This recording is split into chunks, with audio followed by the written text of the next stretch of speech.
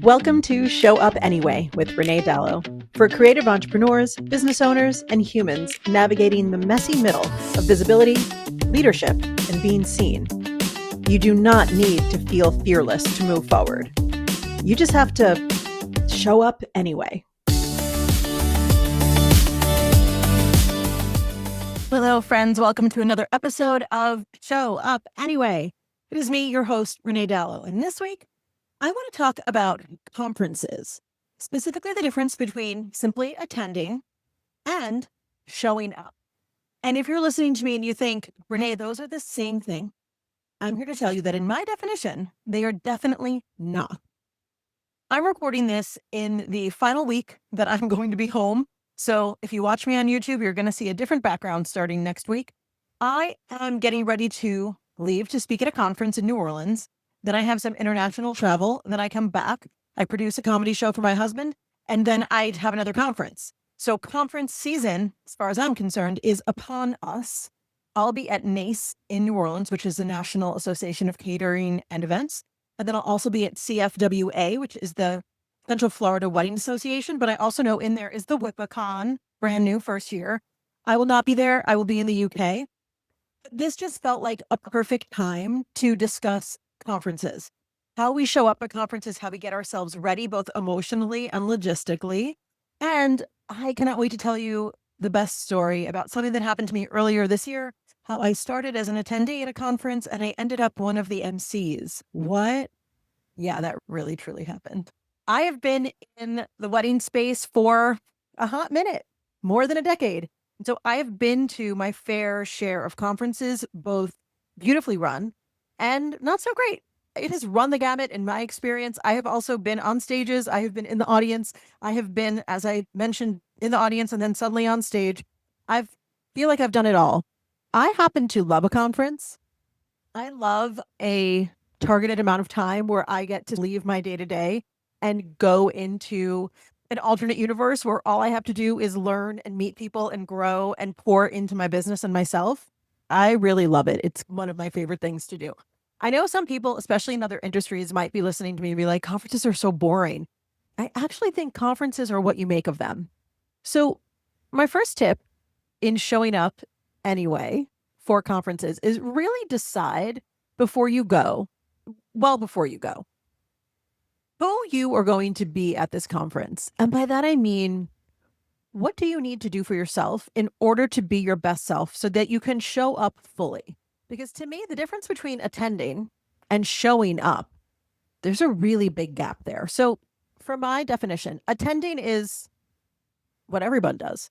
You buy your ticket, you maybe glance at the schedule, you take time off work, you pack your bag, you show up, okay? People who are simply attending a conference may or may not meet a lot of people. They may or may not really listen to the sessions they're in. Maybe they're half in the room and half on their phone or checking email while the speaker is talking and kind of not really listening. Or you're in the city that the conference is in and you've loaded yourself up with so much tourism that you don't really have a chance to digest anything you're taking in. Okay, you are attending, you're there, but are you really fully showing up? For most people, I think the answer is no. So much of showing up has to start before you even arrive. So let me tell you about my experience at Social Media Marketing World, which I attended in April of this year in Anaheim, which is very close to my home in Los Angeles. So my really good friend, Elizabeth Marbury, was one of the main stage speakers. She and I are friends in social media. We're friends in real life. We happen to have been speaking at the same conference in London. So prior to our going to London, I purchased my ticket to Social Media Marketing World. One, because it was local to me, I could drive. Two, because I work in social media now, and I was like, there are a bunch of people that I need to learn from there. I want to dive in. Now, Social Media Marketing World was also co-located with AI World, both owned by the same parent company. So basically, it was two conferences for the price of one. I was like, I'm in. Plus, my friend Emily was going. I had a built-in roommate. I was like, let's do it. Right after I purchased my ticket, in the onboarding sequence, they offered an app for the conference, and I love an app. I think every conference should have an app. It bothers me when major conferences, especially in the wedding world, don't have an app. I'm like, it's 2026. What are we doing? I was very pleased to see that there was an app. So I signed up for the app and I filled out the profile. This is important. Remember this for later. I filled out the profile. I filled it out with all of my information, with my job title, keynote speaker. I filled every single field out. Then I went into the app itself and I took a look around at everything that was offered.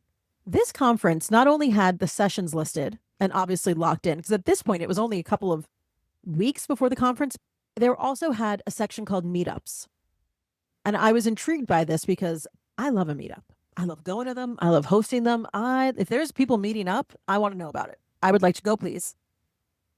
The conference itself has such a strong community around it. The attendees of Social Media Marketing World already know from past years that they are empowered as attendees, not speakers, just attend to organize and post their own meetups in whatever sort of focus they would like. We had meetups of people going to Dodgers games, going to Disneyland, author meetups, Geminis, astrological signs, marketers, people from certain colleges, people from certain cities.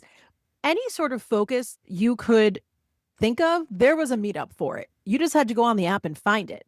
And these were all free to attend for the most part, unless they were going to Disneyland, but also no cost to the organizer, very little cost to the attendees, and everyone was empowered to create their own meetup. And how do I know this? Because the conference itself hosted several pre-conference Zoom meetups where not only did they give you housekeeping and lay of the land for the conference, they also put you in breakout sessions with 2 or 3 people where you were just encouraged to chat so that you didn't walk into the conference not knowing anyone. The way this conference is organized is masterful, frankly. But what happened to me specifically is this. Because I filled out the app, because I engaged with the app, because I bebopped around the app and commented on people's questions and joined some meetups. Pretty soon after I did that, maybe a couple of days, I got an in-app message from someone named Phil Mershon, who I did not know, saying, "Hey, Renee, you're a speaker. I'm a speaker. Would love to connect." And I didn't think anything of it. I thought, okay, yeah, one of these days I'll connect with him. I'm sure I'll see him at the conference. I didn't really look at his message. Sorry, Phil, if you're listening. A couple of days after that, I get an email from Phil saying, "Hey, Renee, it's me, Phil. I'd love to get on a Zoom with you, pick your brain, get a little bit of time." And I thought, oh, I wonder if he's trying to sell me something, which happens all the time to speakers. Speaker coaches are always trying to garner new speakers, and I do not blame them. Everyone's got a mortgage to pay. But there was a part of me that was like, am I just going to be sold to? I don't really know if I want to. And then I looked at Phil's email signature, and his email signature said Director of Experience, Social Media Marketing World. And I thought, this experience has been really interesting so far. I would love to talk to Phil. So I replied. We set up a time to meet, which happened to be directly following one of the orientation calls for new attendees. At the same time, Phil started telling me that as the Director of Experience, one of the things he's in charge of is speaker management. He coaches the speakers at the conference itself, which is honestly something I hadn't heard of before. If you're selected to speak at Social Media Marketing World, you automatically get a coach that they pay for to coach you through your presentation. Frankly, genius. But what Phil was looking for was a backup MC just in case. So to give you an idea of the scale of this conference, it's thousands of people. There are 6 MCs. There's 1 MC for the main stage and then 5 other rooms that need MCs.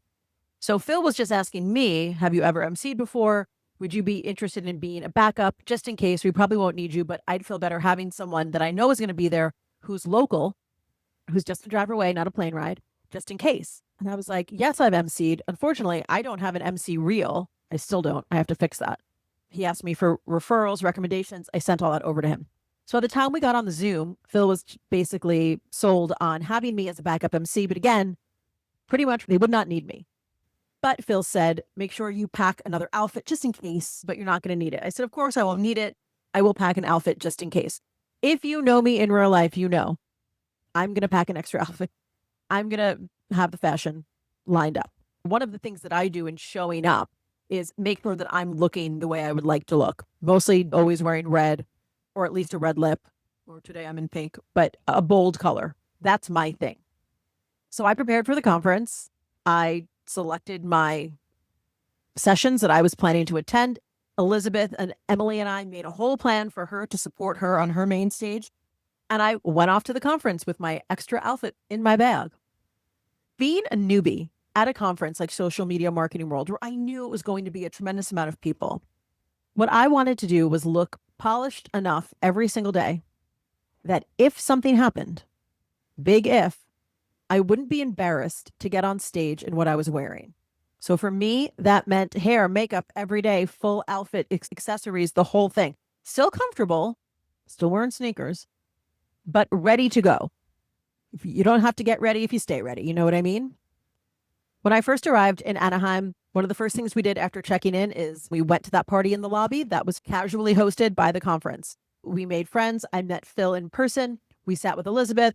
We chatted everybody up. I made a point to not just attend the party, but show up at the party. I wore a red dress. I had my elevator pitch ready to go. I worked the room on purpose. I didn't drink. I never drink, but even if I were drinking, I wouldn't have drank that night because I wanted to stay sharp, because I hosted a breakfast meetup the very next morning at like 7 a.m. I am not a morning person, but I knew that was the only opportunity that I knew I had, only free time I definitely knew I had. So let's take advantage of it. Let's do a breakfast in the hotel restaurant. Everyone went Dutch treat. And all I did was say, hey, here's a table. We had 8 people show up, and it was great. People who had attended before, but who had never really shown up. That was key. And it wasn't even anything I manufactured. It just happened that way, that one of the attendees, I was like, this your first year? He's like, no, I came last year, but most of the time I stayed in my room. So you see the difference? Last year he attended, but this year he showed up. He showed up to a 7 a.m. meetup with strangers. Now, I've personally never met a stranger. I'm a chatter. But we had a really lovely breakfast. Then we all walked together over to the convention center, which was just a very short walk through the lobby, picked up our badges.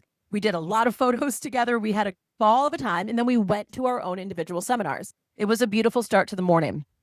That first day, I was just a happy attendee. I was bopping around, going to everyone's classes, taking notes, having my little lunch back at the room. I was happy as a clam. That night, we went to a party at another speaker's home, which was next level. We had signed up for that ahead of time. We went to dinner. That next day, day 2 of the conference, once again, got dressed up, hair, makeup, jumpsuit, sneakers, the whole nine. Went about my business. I'm sitting at lunch, second day, literally with a burrito in my mouth, and I see that my phone is ringing, and it's Phil. And I pick up and I said, hey, Phil, what's going on? And he said, how fast can you get to room 251? And I said, I am already walking. I whispered, yelled to Emily, I gotta go. And she was like, oh, it's happening.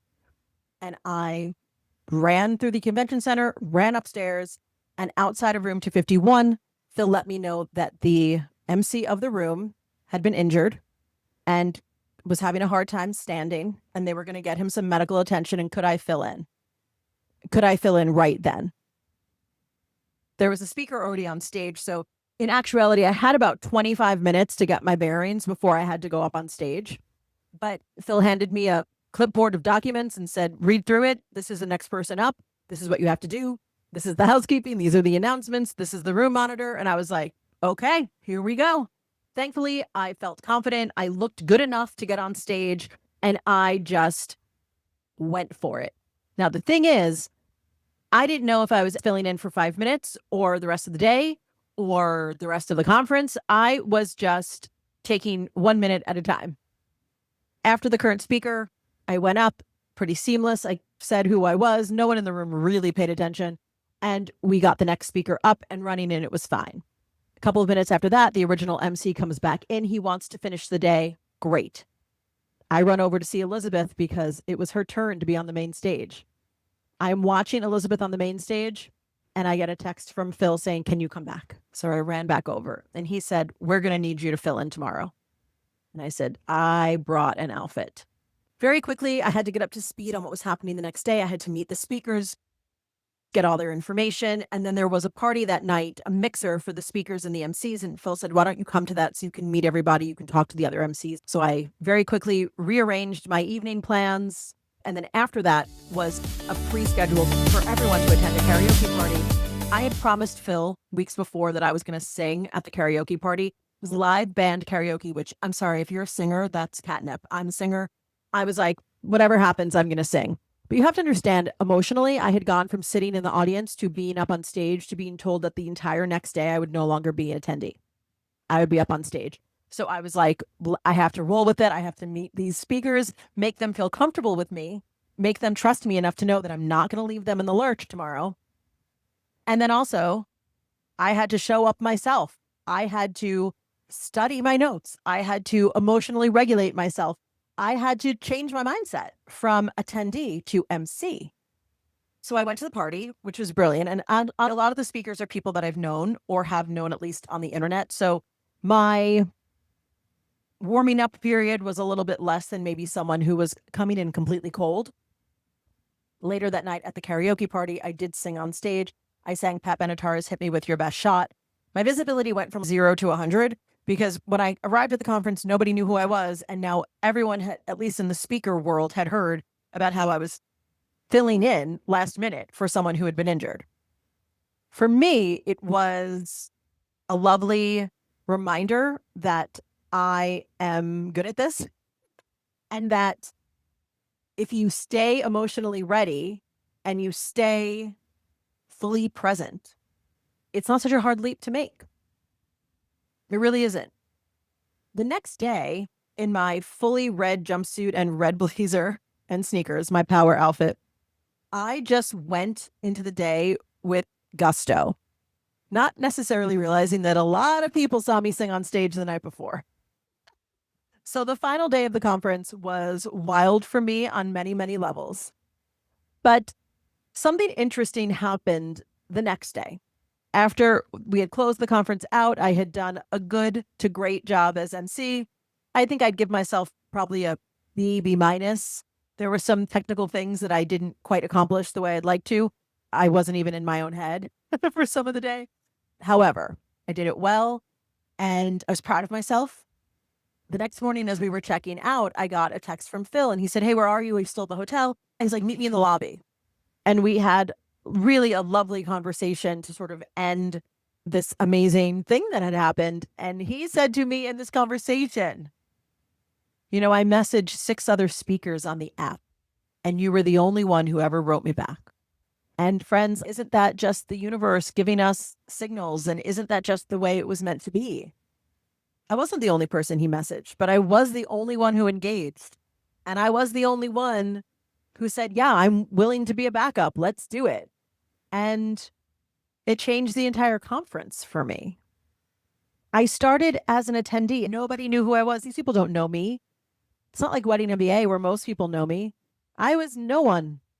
And then I left as an MC. Now, I don't know what the future has in store for me with social media marketing world. I would love to go back as an MC next year. I think it's probably possible, but not 100% guaranteed. Of course, nothing is.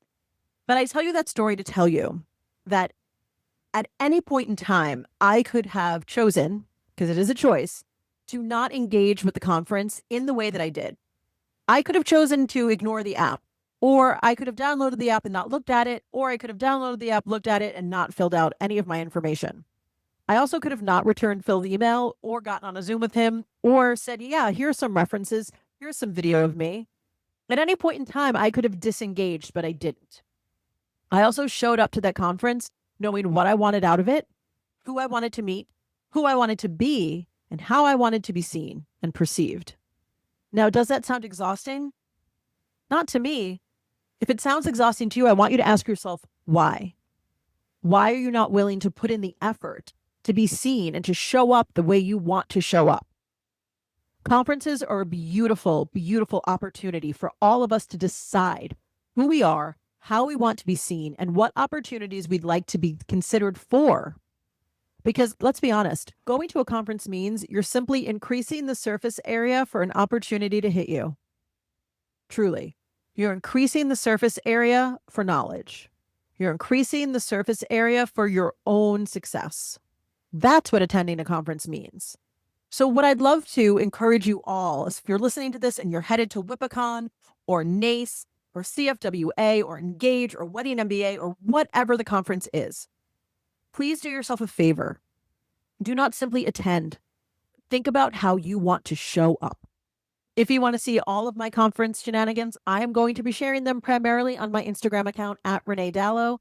But also, as we get into the month of August, do not forget on TikTok every Wednesday at noon Pacific, I am going to be going live on TikTok to report on what Wed Talk is mad about this week.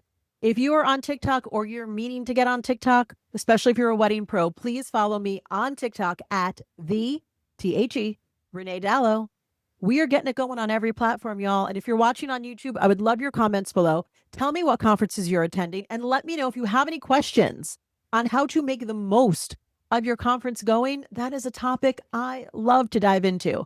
Let me know if you want me to do a part 2 on how to pick the right sessions for you, because I got a lot to say about that too, friends. All right, until next week, bye-bye for now, and continue to show up anyway.